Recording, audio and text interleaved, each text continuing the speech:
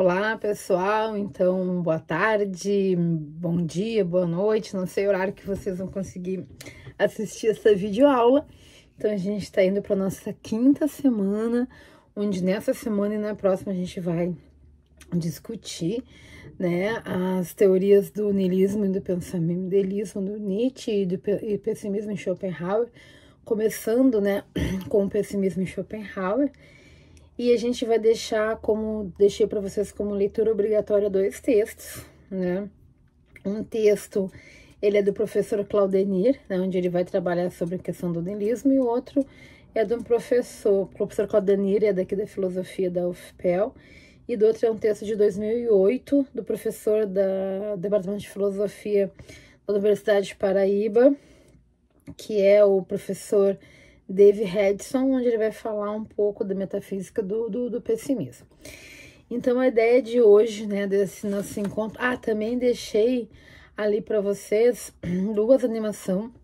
Uma é uma tentativa de pensar nessa dimensão da representação, da vontade, da resiliência da dor, fazendo um comparativo, né, de Schopenhauer com Wolverine da Marvel, né, do X-Men, que para quem não se lembra, é aquele, né, aquele mutante que foi fabricado com seus ossos de titânio, e ele sempre se regenera, sente muita dor, né, ele nunca consegue, a partir da dimensão do titânio, seu corpo fica sempre se regenerando.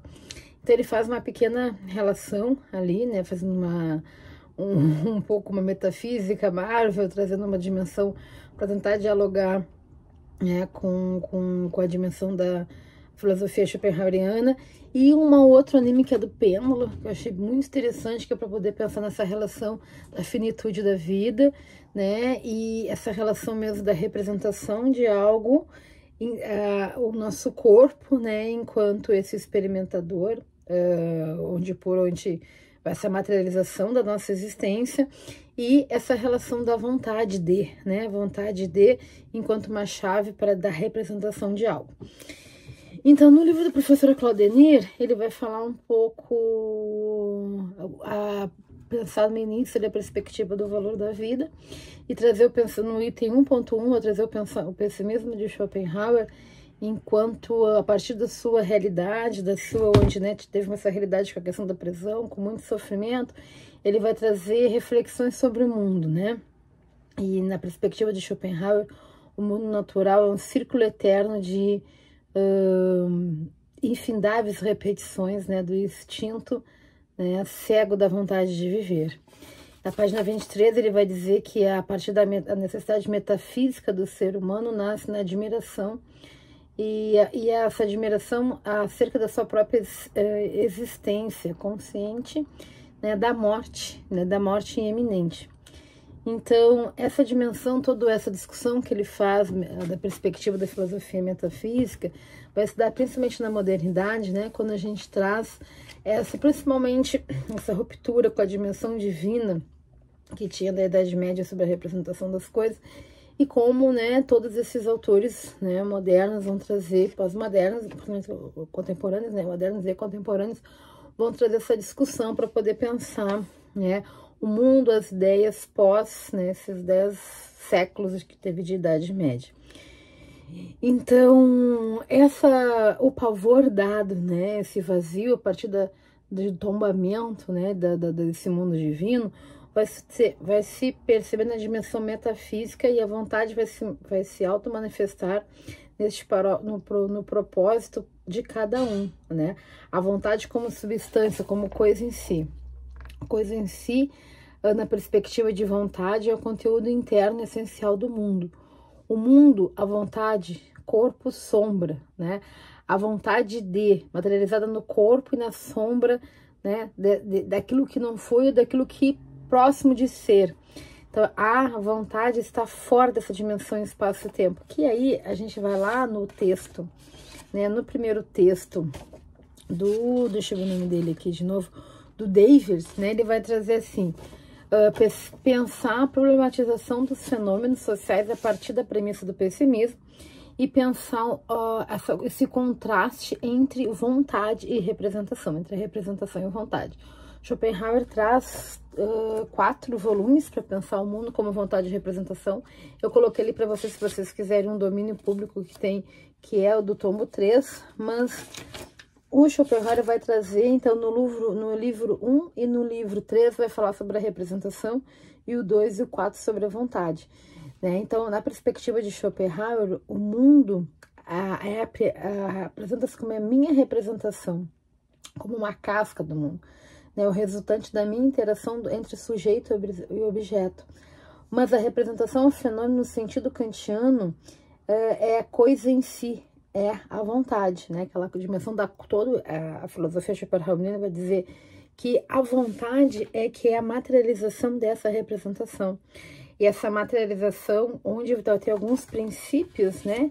Que nós vamos pensar assim, o princípio de o mundo que nos parece, né? Este contraste entre vontade e representação, a representação é uma multiplicidade de numerosas particularidades dessa visão deste mundo. A individuação, né, a dimensão da razão suficiente, essa relação de espaço e tempo e essas multiplicidades de percepção deste algo. Todo fenômeno aparece no espaço-tempo como uma experiência, como uma causa e um efeito.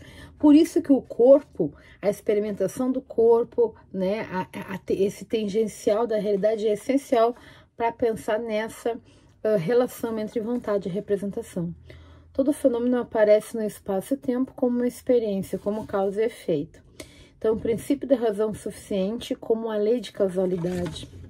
Todos os objetos que se apresentam na representação total, nessa dimensão de realidade empírica. É um mundo de representação, que é o lugar da verdade. Então, só que essa ordenação de mundo como representação, e a gente pode trazer toda essa, desde que a gente está lá da perspectiva platônica entre o mundo real e o mundo tangível, o mundo sensível, o mundo o mundo das ideias e o mundo tangencial, a gente pode pensar que esse mundo de representação é um lugar da verdade. Só que essa ordenação de um mundo, ela só vai ser possível existir a partir da noção de vontade. E esse corpo é onde vai ter acesso pelo nosso corpo, pelos nossos sentimentos, pela noção de querer, de desejar, de sofrer, né? De se satisfazer, é onde nós vamos ter, né, essa dimensão da vontade como a essência e princípio do mundo. Então, a vontade como uma força que age na natureza, e o desejo vai mover os homens e mulheres, né? A vontade é uma objetivação do mundo. Para Schopenhauer, o mundo é um mundo de vontade. E o corpo, ele é o mediador entre a vontade e a representação. É uma experimentação da realidade. O corpo, né, consegue trazer essa dimensão, né, materializar essa relação tempo-espaço, né, e a vontade é como essa essência, né, esses sempre princípios do mundo. A vontade é a força que age na natureza e o desejo que move os homens e mulheres, né. Então, esse tempo, então, a vontade subjetiva nas formas eternas, imutáveis, que não estão no espaço-tempo. Então, o espaço-tempo vai ser possível, né, a partir dessa relação, né, o corpo vai estar fora dessa dimensão também, espaço e tempo. Para Schopenhauer, no diálogo com Platão, ele vai trazer a ideia de ideia platônica, né, como objeto de algo conhecido como uma representação, diferente da coisa em si. Porque o que vai dar essa relação da coisa em si é essa dimensão da coisa em si, ela vai se dar a partir da noção e a partir da vontade. Então, a relação tempo, espaço, causalidade é onde o ser humano vai ser o único, né? Onde o ser humano vai ser o único de qualquer espécie, né? Ter essa essência genérica dos objetos naturais. Para Schopenhauer, a vontade, ela se coloca muitas vezes como um impulso cego e gratuito, né? Como essa ânsia vida, né? Vontade se multiplicaria pelo princípio da individuação e da causalidade. Por quê? Vamos retomar, né? Então, a gente coloca que o mundo, ele é muito mais como nos parece a partir dessa relação com o que nos representa, o que nos parece, e essa vontade de. E essas multiplicidades, essas numerosas particularidades que vai trazer esse desencontro entre, né, a vontade e o que se representa e o que realmente se vive. Eu fico sempre pensando naquelas dimensões, de novo, daquele exemplo que eu dei na web aula, muitas vezes expectativa de realidade. Muitas vezes nossos desejos impulsionam nossa ação, só que muitas vezes as condicionalidades, né, existenciais acabam nos trazendo, podem nos causar algumas frustrações, só que essas frustrações, a perspectiva pessimista, elas são muito possíveis, né? São possíveis por quê? Por causa dessa discrepância entre representação e a própria dimensão da vontade. Então, o pessimismo de Schopenhauer, a vontade como fonte de todo sofrimento. Naquele texto ali que eu trouxe para vocês, né, do David Redson, na página 258, deixa eu achar aqui para ler direitinho para vocês. Na página 258, tá aqui.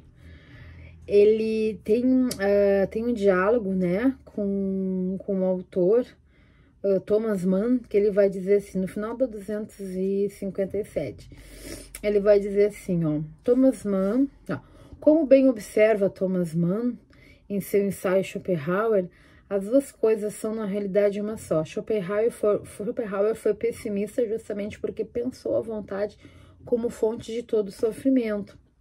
Se encararmos, diz Thomas, né, como oposto à satisfação beata, a vontade é em si mesma uma infidelidade fundamental. Ela é insatisfação, esforço em vista de algo, inteligência, sede ardente, cobiça, desejo, sofrimento.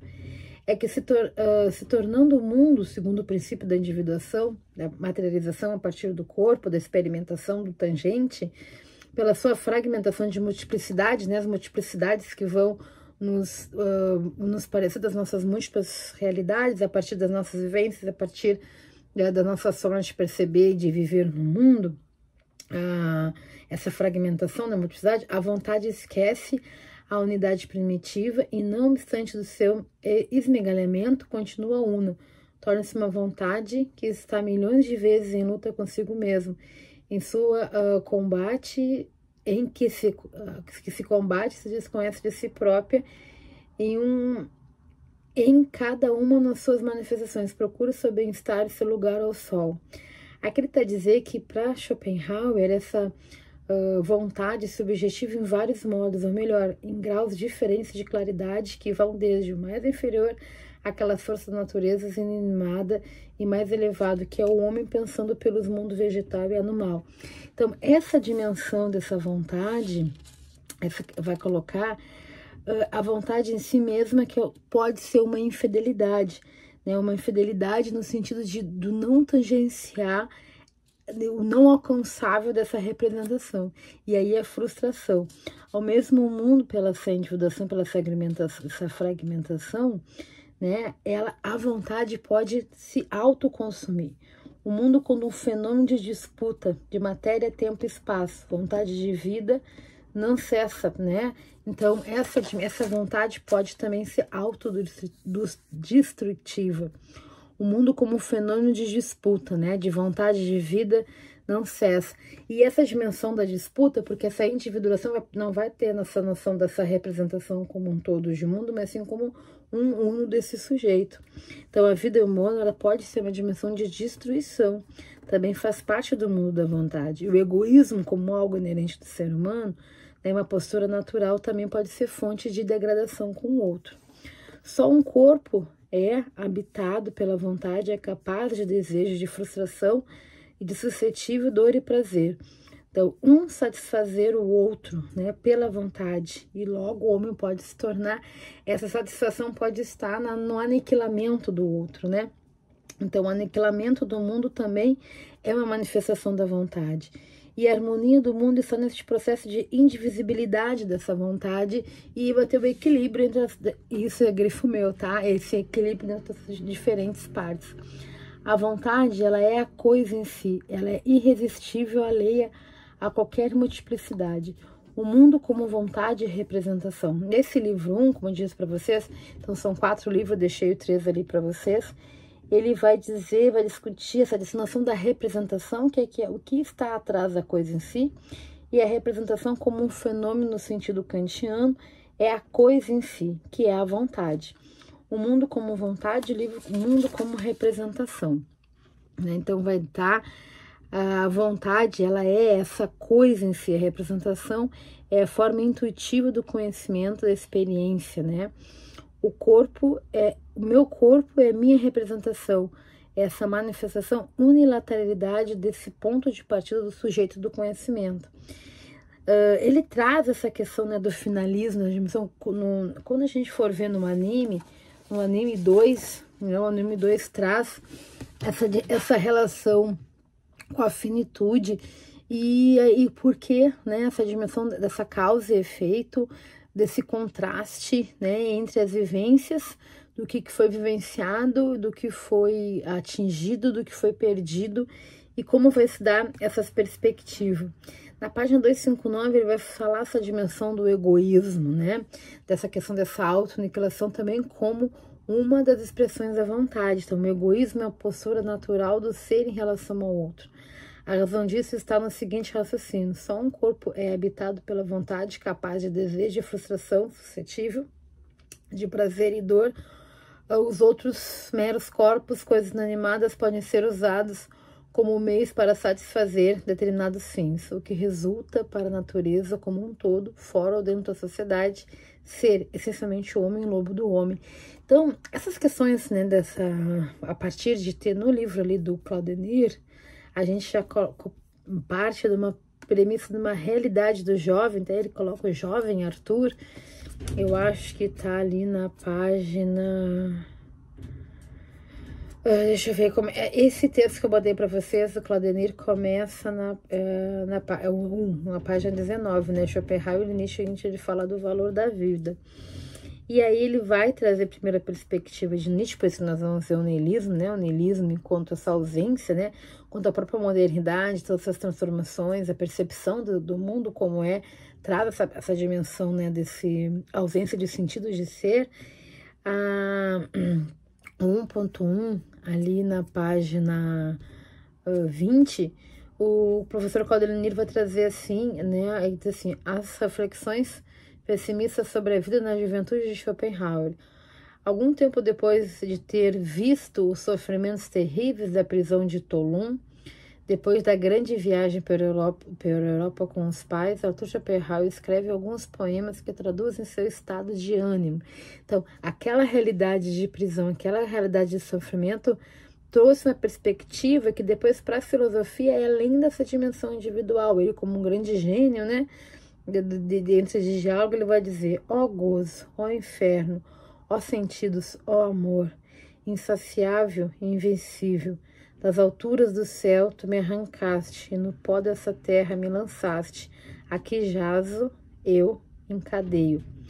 Então ele vai dizer: ó gozo, ó sentimento, né? Ó inferno, esses sentidos, né? O que Schopenhauer tinha dito, isso aqui é do professor Claudenir, né? Tô lendo aqui o texto. Que Schopenhauer tinha dito já nessa época, experiências marcantes de isolamento, de estranhamento.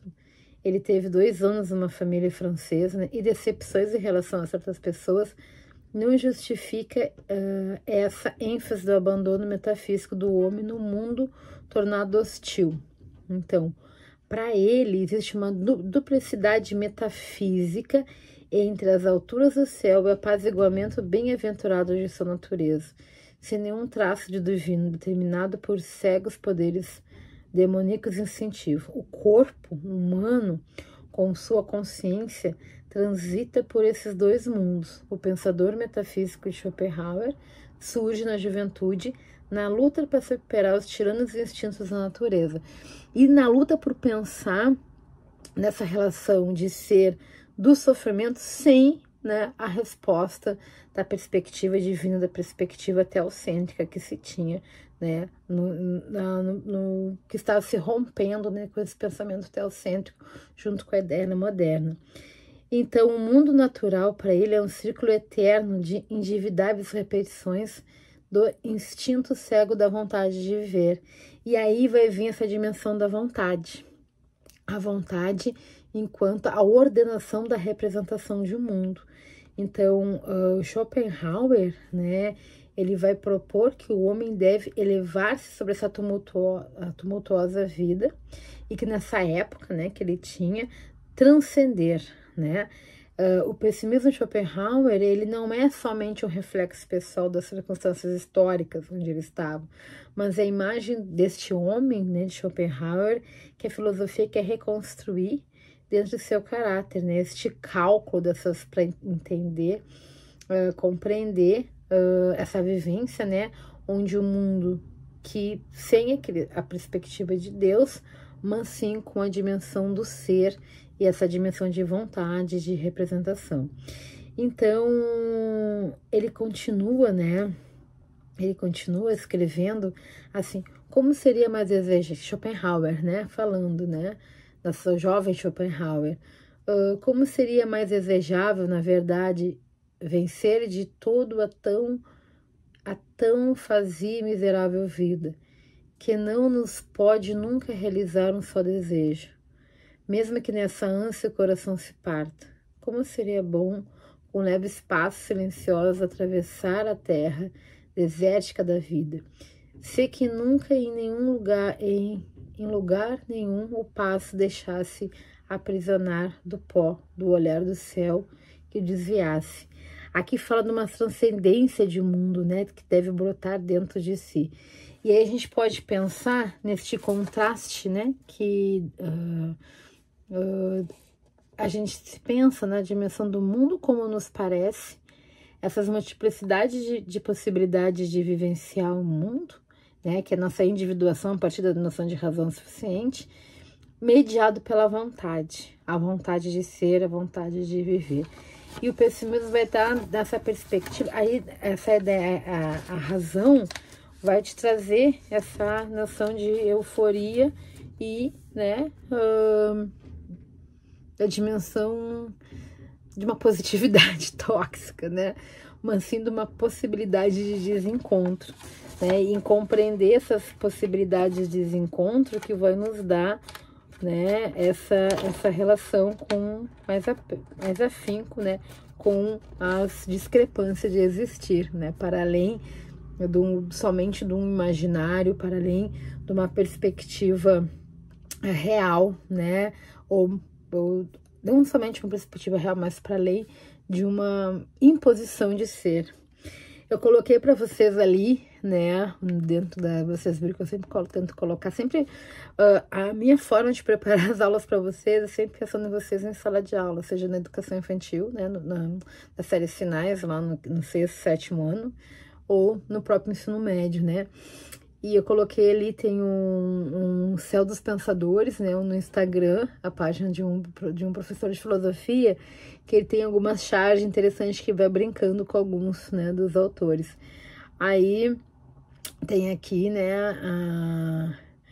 a charge ali, o Nietzsche, né, e o Schopenhauer, e aí o Schopenhauer falando pro Nietzsche, né, a maior biblioteca do mundo é inútil se as pessoas não tiverem o mínimo de pensamento próprio.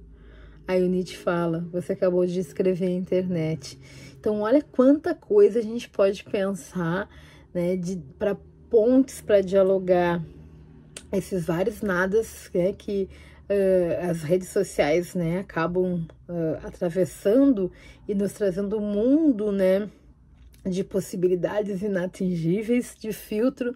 Eu até vi um Reels esses dias de uma pessoa zoando, né, outra pessoa, falou assim, bom, porque tu coloca tanto filtro, quando tu desaparecer, a gente não pode colocar essas fotos que tu posta no Instagram, porque ele é tão cheio de filtro, tão longe da tua representação de si, né? E que muito interessante pensar a noção de liberdade, né, pela conscientização que a vontade, né, relacionada a essa representação imposta, ela sempre vai se dar numa frustração.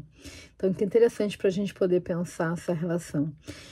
Então, resumindo nossa aula de hoje, né, vou dar continuidade, sempre dialogando um pouco com Nietzsche e Schopenhauer no nosso próximo encontro.